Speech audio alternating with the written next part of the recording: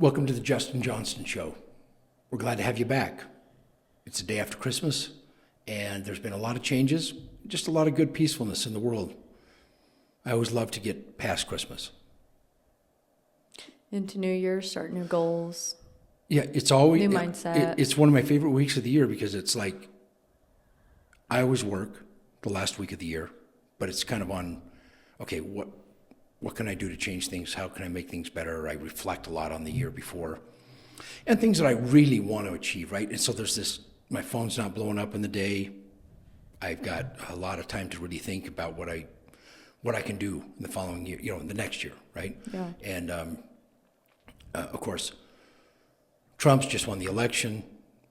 That's a small portion of the news because he had a lot of people on board with him, right? He has Musk, Vivek Ramaswamy. I mean, he's got a huge following. He won the popular vote. He won all the swing states. And everybody's like, oh, what a wonderful political revolution of what's going on. And I guess you could look at it that way. But for me, what I see happening, right, because it's every day, life's not political. We're not political people, We have ideology, we have values, we have certain things that we want, and sometimes we think that a political party represents that. And to be honest, I think that's why there is this populist movement, is because Trump's not a traditional Republican. And all the guys that are on his team were Democrats not that long ago, right? Yeah. It's only since everything in the world's gone like psycho, I right? think everything about him and what he does and who is on his team, nothing's traditional about. There's nothing anything. traditional. And that's where I want this thing to go today. What I want to talk about is that I think there's a weird revolution going on at every level. We have billionaires that don't talk about, here's how you take your company public, and you can be a billionaire by the end of the day, you know what I mean, within 12 months, and then you can just retire and be on a beach somewhere, drinking Mai Tais and just enjoying life, And I think that that's what we've been hearing for the last 20 years, right? I mean, there's been a buildup. Obviously, Trump got elected in 2016, but it takes some time, right, for things to kind of transition. I think we're tired of those people, right, saying that. I mean, if you look at all the people that I follow, they're ex-military people, that fought in these battles over the last 20 years. They came out of the military service and now they're going into the private sector. And they've got leadership companies, they've got wilderness survival, all these things that they were really good at in the military that they thought, hey, how can I take this and bring it into mainstream, something I can make money doing because I'm really good at it. I enjoy doing this stuff and having people be prepared, right? And I've got to meet some really cool people because there's a couple of the companies that are based out of Utah here. And Mike Glover is one of them. I've been to several. I've been down to his office many times. He's had other guys that have come, to Andy Stump, just not dropping names that way. It's just I went to some of those seminars down there that they were talking about and had some things. And it's just guys that are working their butt off, right? I mean, they're guys that came home. They want to be successful. And so they're coming from all walks of life. What do we hear about Musk? He's just working all the time. Trump has always been working. He's always working. It's like, you want to try to keep up with that son of a bee, as his assistant, And so I think there's this revolution. The revolution is you can do anything you want in America. Again, right? Yeah. Again. So it's make America great again? No. You can do whatever you want, but it takes a lot of work and there's no easy path, but it's achievable in America, right? So there's all these things that we're talking about to get rid of all the regulations, right? 5 million things that you have to do. It's like, I think Musk talks about if he gets ready to launch his rockets, it will take more time for him to get the approval to launch the rockets than it will be for him to make the rocket to launch, right? So every time they get ready to do something, it's like, okay, we got the rocket done, we got to finish up getting all these regulations met. And I think that's it, right? So all these guys that are working even more hours, it's like, hey, we love this country even so much. Like him and Vivek Ramaswamy, that are going to be part of the Department of Government Efficiency. they changed this bill that they voted on, right before the holidays, right before they were going to vote, which they got it down to 100 and something pages, and it was 1,500 pages, and they printed it out, and they showed the difference, which, I mean, you can imagine in your mind, but it's like, well, what is all the other crap? It was just crap. They voted themselves a pay raise, you know, our politicians, more benefits with their insurance, you know. Anyway, they stripped all that crap out, right? Here's what it takes to keep the government going, and they pointed all that stuff out when they started to tweet about it, right? And nobody was there on the backside to say, oh, here's the government. Don't allow that to be sent out in Twitter, right? But it's X now, and he owns it. So those pages, is that for the government or was that for like people? So Like- there's they were getting ready to pass a bill, and the bill was, what they were voting for is to keep the government funded so it had enough money to keep going, right? Yeah. So all of the government, you know, national parks, I mean, everything to do with the government, how do we keep it funded, right? Well, we know we're in such a shit show with all the debt that we have, right? That we're, instead of coming up with a plan once a year and doing it, we keep running out of money. So we have to keep voting to delay it, right? And every time they do it, instead of coming down with less to fund, right, just to keep the government going, they keep throwing more stuff on. So what it took to do that, to write it all out of what the bill was going to be, was about 120 pages instead of 1,500, because that's all the stuff that they added. So there was like all these projects, like, hey, I'll vote for it, but I want you to put a new bridge in New Jersey, right? So Yeah. that took 15 pages. And we want something here in Utah for our stuff, you know? So all of a sudden it's like, we got 15 pages, and then there's 30 pages, and, you know, every state's adding all these stupid things in there, right? So everybody votes for it to keep the government open, right?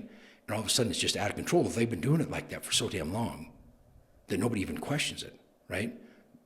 And they for sure didn't read it. Everybody knew what they had slipped in there, right? Yeah. But nobody had read the 1,500 pages. Well, Vivek Ramaswamy did. And he's like, 90% of it's crap. And then they started tweeting about it. And they changed it so that before those guys could go on Christmas break, because everybody started calling and leaving messages and got on Twitter and got on TikTok and was like, do you see what they're trying to pass? You know, it's our money. See, that's the thing. Yeah. It's our money. It's our country. It's our, why are they spending like this? It's because they don't have anybody to be held accountable. Then they run for election again the next time and they're getting voted in. It's the most asinine thing in the world. It's like, we're so disconnected because we don't really know, right? Yeah, yeah. So what's the revolution I'm talking about? It's that, right? Now, I know, because I've heard some other stories about Elon Musk. We talk about how amazing Elon's great, this, God, that, Elon. and he's blown away. Now, the guy's a freaking genius, no doubt about that, right? So if you want to say, I think I'm about as smart as Elon, or, you know, right? It's like nobody's saying that type of stuff, actually. Even the smartest people that respect him, but they're freaky smart. I mean, they've ran companies, they're very intelligent. They look at him like, man, the guy blows me away, right? That's what he can handle. Now, I was saying the downside of him, right? There's no way that you can run all those companies and step in and be co-chair of the guy that's going to be over government efficiency. But what he does do is he sets a standard, right? So he can get in there and do it. And the biggest thing that I feel like he's done more than anything is he breaks the old normal, right? He's the CEO of SpaceX. I mean, he's got all these titles from the different companies, and he's launching all these things. And then he personally gets on and tweets about stuff. I mean, I don't know how he does it. He must. I think I heard one guy talking about it the other day that of all the people that they've ever studied or known, most of them have they're on 90% of the time, right? And then there's 10% of their life that they don't show a lot of other people, but they relax, they go around family. They're not intense all the time, right? Yeah. And they're like, Elon Musk is 100% of the time on, right? He's thinking about every problem going on in the world and he's going to solve them. But he loves America, right? So that's where he's at. So how he breaks norms, right? It is in so many little ways. And the way that he goes about doing it is what kind of like, oh, it makes you kind of pause for a second, not like, oh my gosh, he's breaking norms. It's like, that's wild. What does he think? You know, so we have a family member that works for SpaceX. Really smart guy, right?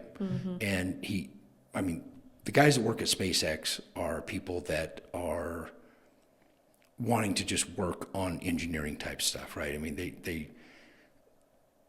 and they're working for a company that's pretty incredible. Well, I figured that if you got on at SpaceX, you would not leave. Like, I mean, like the best job, because you're working with the smartest people in the industry of whatever you're working in, maybe the smartest of all engineers, right, in this area. And you're actually building something, right? And so when I was told this, I thought, okay, well, that makes sense. And what I was told was what we found out is when you log in to check your email, to check anything to do with SpaceX, right? You got to go to the computer and you log in to see your get notices, updates, whatever. Right when you get ready to log in, there's a little line that says, this is how many people no longer work at SpaceX from the day that you were hired, right? So if you were hired September 1st, 2022, that's the day. And it was for him, he's been on there Almost 2 years. Almost 2 years, a little less than 2 years, half, whatever. And it shows, and it was like a couple thousand people, right, that had been let go or quit. I mean, there's a lot of reasons. A lot of them quit, yeah. A lot of people quit, right? And you think, oh, they got their dream job. What are they doing? Well, no, because if you're not doing the job, they don't keep anybody on there, right?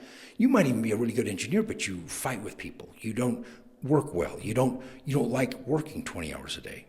Yeah. Right?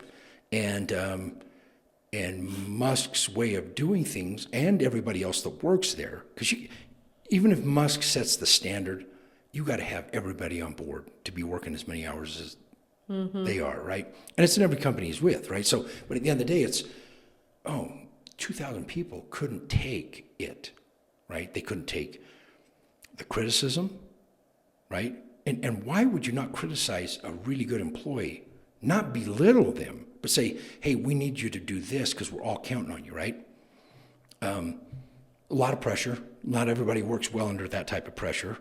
But the point is that people don't mind pressure, I think, if they feel like they can do it, right? Yeah. Now, some people maybe could do it and they snap under that. Or they're like, it was just too much pressure. I couldn't take it. I came to realize, like, what I've heard about people who work for him at SpaceX is it's more of like a way of thinking, like how you said he works all the time at 100%.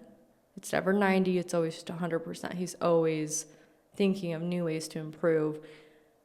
When you hire someone on to work for you, no matter where you work, you don't know how someone is really. Like, you know, they're smart. He hires smart, great people.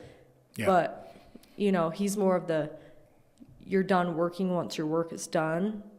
Not, okay, you're here from 9 to 5 every day. Like, no, you're going to stay till this gets done. But that's because that's how he works, you know. Why would he not want... And it makes sense. You know what? I'm so glad you brought that up, because I saw the one interview that so when everything was like, shit was hitting the fan, and they were learning a lot, and they were this close, but the rockets were blowing up still, right? And it hadn't quite made it. And I think it was at Tesla that he was on the floor.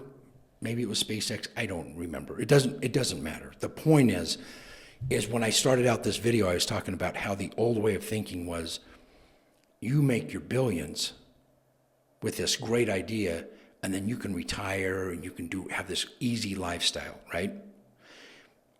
That's appealing to some people. It's like, do I want to work like this every day? Yeah. I mean, I'm missing my kids' things here or not. And the point is maybe you still can do all of it, right? If you juggle it in there, you know, it depends on that. That's not the question, right? Can you do it all? No, nobody can't do everything. It's like, what's most important to you, right? And so he was being interviewed about when he was sleeping at the factory. I'm pretty sure it was Tesla. So he's there, and his desk wasn't in an office. It was on the factory floor, right? Which is where a lot of the desks are, right? So like some of the top management, it's not like back in some office. Their desk is sitting out there, and there's maybe a collection of desks, right? Well, where was he sleeping? He lived there. I mean, he was just living there, right? So he'd just go under his desk, roll out a little sleeping bag, a blanket or two, whatever, and he's there. And he made the comment because he knew that people were going to see him doing it, and he knew that they were going to be talking about it, right?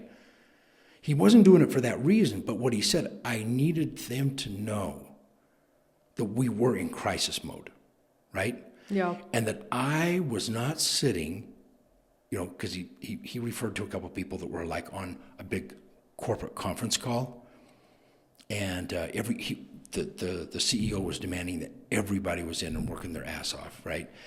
And the CEO was on an island at a vacation, calling in, and it's sunny and a breeze in the background. They're like, let's make sure we get everybody in here, and this is what we expect, blah, blah, blah, right?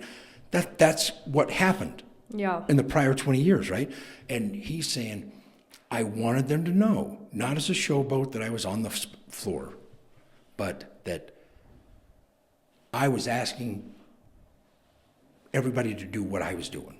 Yeah. And that was important for him. And we know later that he just about snapped, like during that time period. I mean, he got down to where he had blown through all of his money that he made from PayPal. He's funding Tesla, he's funding SpaceX with all of his money. He's borrowing money from everybody he knew, right? Like, I mean, friends and associates.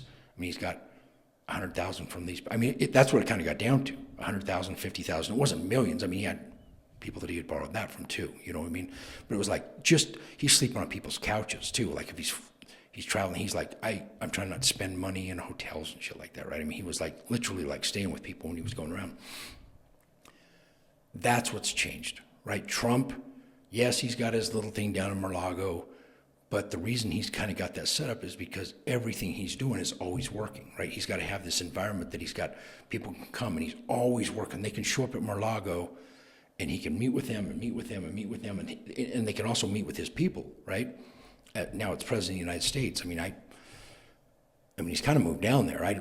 I'm guessing he's going to be in Washington a lot. Maybe he'll be at the White House now. Maybe when it transitions. But I bet if he's down in where his people are too. Maybe his people will move up to Washington for a bit. It doesn't matter. The point is, you got all these people, and I would even say, even people that are like maybe appear to be a little more liberal or maybe not totally supportive of Trump, like politics, but like Jeff Bezos, right, at Amazon. I mean, the dude's a worker, right? He is a worker, and he went without, right? I mean, he kept driving that Honda, like well after he had millions. He could have bought any car he wanted to buy, and he's still working on a buffet table that he bought, you can get at Costco, and driving a Honda back and forth to work because it's like, hey, shit can turn like that, in business, and I want it to be successful. I don't want to just be a flash in the pan. Not only did he just want to make the money, right? That's what I'll even say, like a lot of these businessmen that don't support politically, that's why I'm saying it's a total national movement, because I think there's guys that are like, I'm not just trying to create a company to make money. I'm trying to create a company that is the best company in the world. And if there's a lot of things you can criticize about Amazon, but I mean, they've only got better. You know what I mean? I mean, more people that I said, I'll never order shit from Amazon, like, I'm not going to buy stuff that way, Now everybody. Now they're just it's like, the only way people shop. Yeah, I mean, and you know what? The stores are doing good. Retail's actually doing pretty well right now because retail found a different way of what people want to go do with their spare time. That's what retail is, right? Mm-hmm. Well, I'm going to go to Trader Joe's and get stuff that I can't find at Walmart or the other places, right? And yet Walmart's thriving too, right? Walmart's delivering their groceries now because of Amazon, right? Or the pickup space. Or pickup, deliver, pick up, whatever you want, right? And that's a total game changer. Well, I'm ordering from them, so retail's doing great. If our economy's doing great, right? People are finding ways that they want to spend their extra time. Family, other things like that. I mean, bowling is an event that I hear a lot of people going to do right now. And bowling was kind of like, it wasn't as fashionable, right? People didn't go bowl, but now a lot of people are like, hey, I want to go bowl, right? I like bowling with my family. bowling alleys are coming back, right? It's proven that people like to go do that stuff in their spare time. It's not about, I'm going to go just hang out at the mall and do nothing, right, with my friends. That's what a lot of people did in the 80s and 90s, right? What are you going to do? Well, we're going to go maybe get a bite to eat at the mall and just hang out at the mall, you know? And because I know why guys did it. Guys were going to go to the mall to see if they could pick up on chicks, right? Because the pretty girls were at the mall, right? So there kind of became a different. But when in the 80s, I know why we went to the mall. It was not to go buy cute clothes or anything like that. The cute girls were there, and we really didn't go there very often. But when we did, it's like, hey, that's not a bad idea. Maybe we'll go to the mall. I want to call it a revolution because I think we have changed so much of what people really want. My point is this: whether you agree with Trump, it's not just Trump's ideas. Trump is regurgitating things that he feels, but also people are saying, right? Yeah. And he pays attention to like what the people want. Yeah, you he's know? talking from the people, right? Or he would not have got the majority vote. He wouldn't have got all the swing states that are like on the fence, right? I mean, it's like he took it all, and that means it's the millions of Americans that were there saying, we want this change to take place, right? And what's the change? To me, what it says at the very core is, you know what? Leave us alone. We don't need all these laws and regulation. We're happy to go work. We want to work, right? Yeah. We want to work. We want to contribute to society. We want to make money, and we don't want to look at our check and have half of it going to the government. Yeah, that's what everyone's mad about. Makes living so hard to do. And inflation, because they just keep printing money like crazy people, right? Which we've made the rest of the world. Now that we understand the way the currency works better, everything that as soon as we like just start printing money, it affects the rest of the world because they're holding everything else in dollars. That's what they trade oil with. That's what they trade between countries. That's what they're using as the dollar. Dollar bill, how it ties into the world and the wars too, to be honest. Like The what, wars? Everything. Literally who we elect as president, it's like that's not, you can't even like look at it politically anymore. It's just like whoever we choose, whether they're Republican or not, it affects. There was other countries crying on TikTok the day before, people from other countries hoping Trump would win because it affected their lives that differently. So that's exactly. In fact, you know, everybody that's been on this, I mean, I referred many times to that Javier Milei that's in Argentina, and he did look like he was a nut job, right? I mean, he would come to political rallies and with a chainsaw, right? Yeah. A chainsaw. And I actually saw that the chainsaw, I thought, oh, he's showing up and it's a chainsaw and he's going to be, but there was a couple of them that did have a blade, and the blade was like, you know, had he like got distracted and hit, it would have cut somebody's freaking head off. You know what I mean? It was a good point because he just said, look, what we got is government bloat. So exactly what you said. I think the key is it doesn't matter who you vote for, right? Do you think more liberally? Okay, that makes sense to me. Yeah. That you're going to vote for somebody more liberal, but what is it going to affect America, right? Like, are they liberal? Trump is conservative, but he's liberal, right? But he wants America to be, and it's interesting. We talked about it as like, if we don't change this, America is going to be forever, never changed back, right? I mean, we're gone too far. And then I do remember that. I remember lots of countries like, we want Trump to win. Now, we've been funding Ukraine.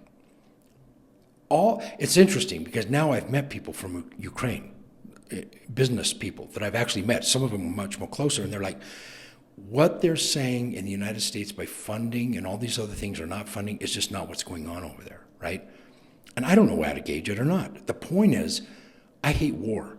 What I've actually when I was a kid, I thought, yeah, I'm going to be in the army or the military, and because it looked like a glamorous thing, you know, it's like guys fighting, putting their life on the line. Every boy kind of thinks that way a little bit, you know. Yeah. It's like, I'll do it. I'll go in and I'll kill all their, you know. It doesn't help that they play with army men from kids, and it's always like glorified. Yeah. Their whole life. And that's how it was when I was a kid. That was very glorified, you know. What you said there, as far as there were countries, and I can't imagine Russia not wanting Well, I mean, we were just this war, and there's Russians dying, Yeah. Ukrainians dying. There was people that went over from America that have been killed, Yeah. right? Well, and I just think the biggest thing is like all the things happening that are like terrible things in the whole world. It's like that's things that everyone agree on.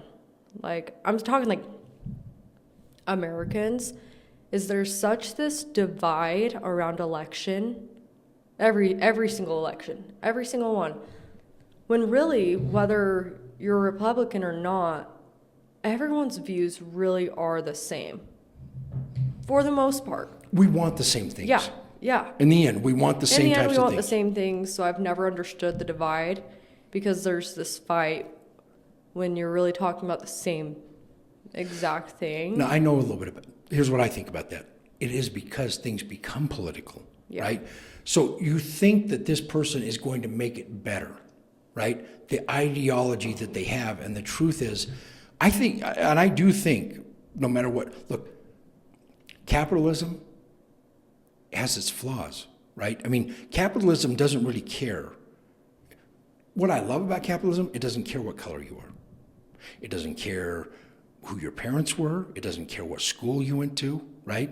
Ivy League, community college, whatever. You come up with a better idea and you solve somebody's problem. And I've said this a million times on this show. You want to make a lot of money? Just start solving some of the hardest problems out there. And people will say, how much can we pay you? Come fix these problems, right? Yeah. Well, sometimes that can be done politically, right? If somebody's like, why did they want Trump from all these other countries? Well, it's because they thought to themselves, hey, Trump's a guy that will not keep funding these wars. We had peace when Trump was there, Yeah. for the most part, right? I mean, there was the end of the Afghanistan stuff going, and he wanted to get it done. But the point is, we are Americans, and it didn't matter where you seem to live in this country. The core of what we wanted was that, right? We Yeah. want to be prosperous. We want to be able to have the life that we all want to have, right? And I just think that that's where we're at, and I want to see it continue. I hate racism. I hate divide. I hate all the things that people are trying to magnify, right? Like even the media right now with Elon Musk and Vivek Ramaswamy, like we talked about that, they're trying to point out that it's like some big thing that's a negative, right? That Trump's all mad right now because they're getting the limelight and stage. Maybe that's partially true. I don't know, but I don't think so, right? Trump wants to change these things, right? And he wants to change them because so many people have been talking to him. This is what we need to have changed. So I'm excited. I'm excited about that because I love the idea that these people aren't doing it to make life just easier, right? Life's hard. There's not an easy way to go about life. No. It's tough, right?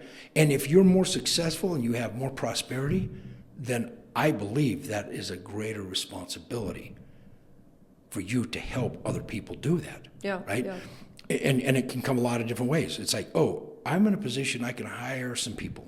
I need some people. I'm going to hire people that I can help.